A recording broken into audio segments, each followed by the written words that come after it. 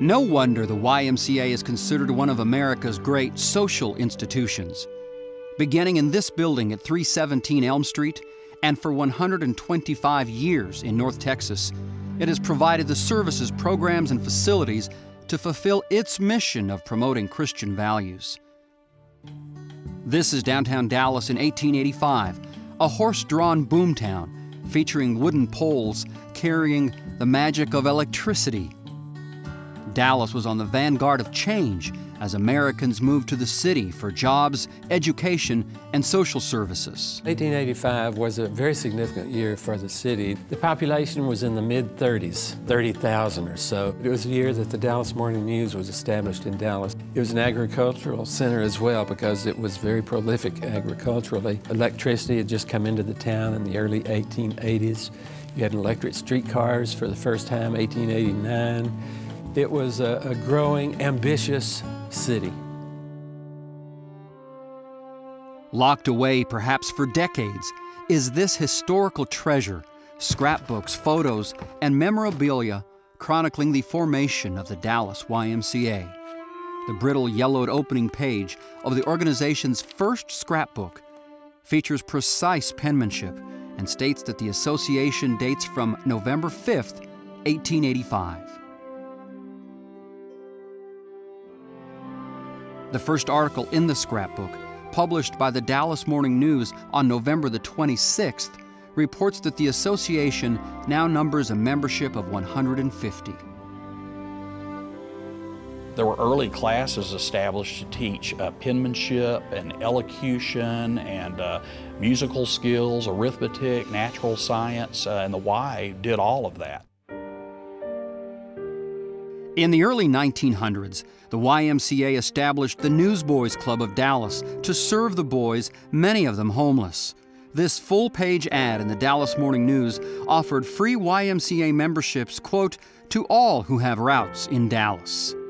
Here, the Newsboys prepare for a field trip in 1922, and this candid shot captures a scene better suited to a Norman Rockwell painting, snapped in an alley in downtown Dallas. These generally were boys, needy boys, sometimes prone to delinquency.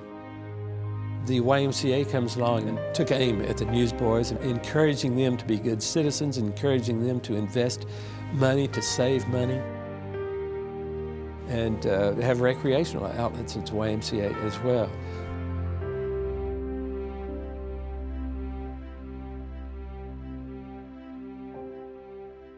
You know, all the way back to the turn of the last century, the 20th century, the YMCA has been so important. It's sort of been like the general store for social needs in America. Hey, good morning, Virgil. Good morning, Ed. You come for your cane pole? You bet. You hoping to get out there this weekend. You know, you came to the general store to pick up your supplies.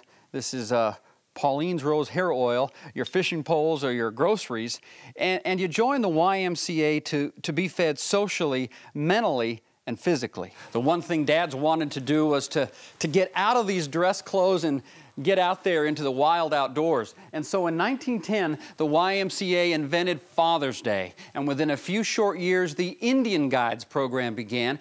It was a way to help us remember our native roots on the American frontier.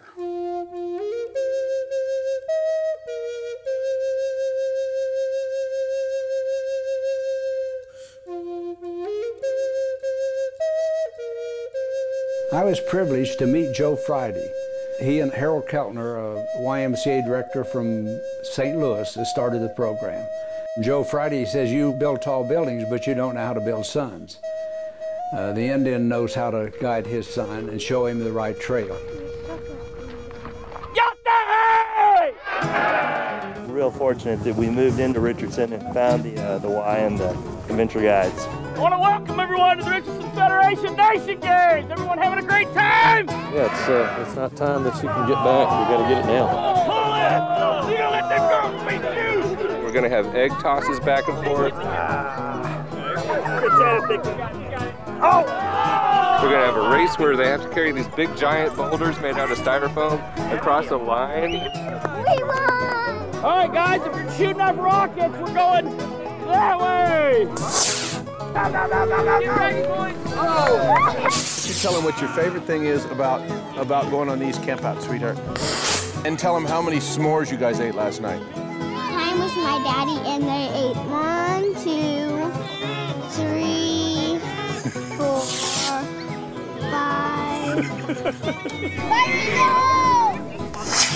5. Just tell Mom we had just one.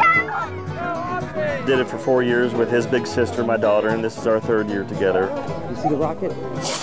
Wow! That one's high, Granddad. I took his mother to Indian Princess way back when, and now I get to take him. It's awesome. Go, let's go! It's all about laughing, having fun with your dad, and building a friend forever.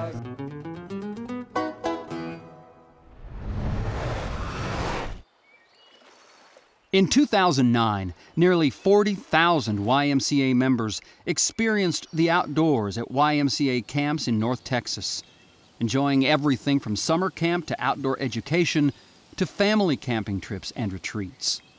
In summer, there's no place like Camp Grady Spruce, which opened at Possum Kingdom Lake in 1949.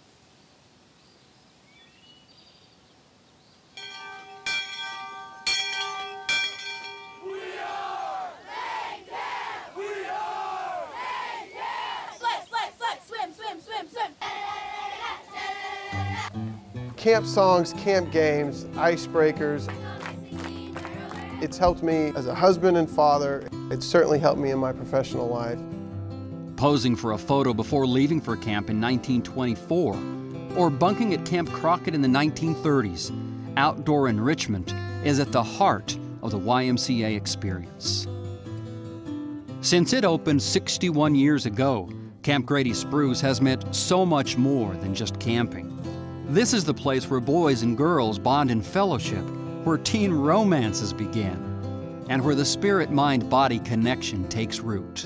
I think a story that people often forget is that the YMCA is really the first job for thousands and thousands of kids. As you look at the leaders of our community, many of them, I would venture to say, started their career professionally working in a swimming pool or working as a day camp counselor. We have about 2,200 people that are employed by the YMCA right now, and nearly 1,000 of them are under the age of 21. 1, 2, 3.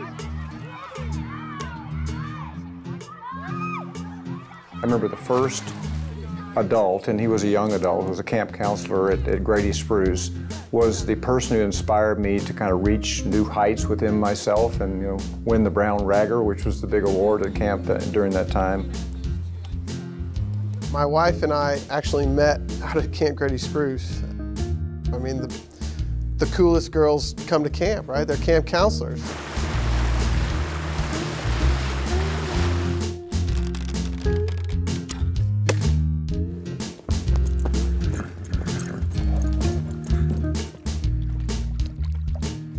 I was there for at least 2 weeks every summer until I was 15 and became a junior counselor when I was 16. After having been a camper, it was sort of like getting to walk in my hero's steps. A Bowles family portrait shows the multi-generational impact of the YMCA. It is a picture of longevity. The YMCA is a legacy within our family. No one has had more influence over a lifetime than those folks at the Y. I can't imagine my family, my sister's family, my extended family without the YMCA as a part. It's as if there's really no dividing line between our lives and the Y.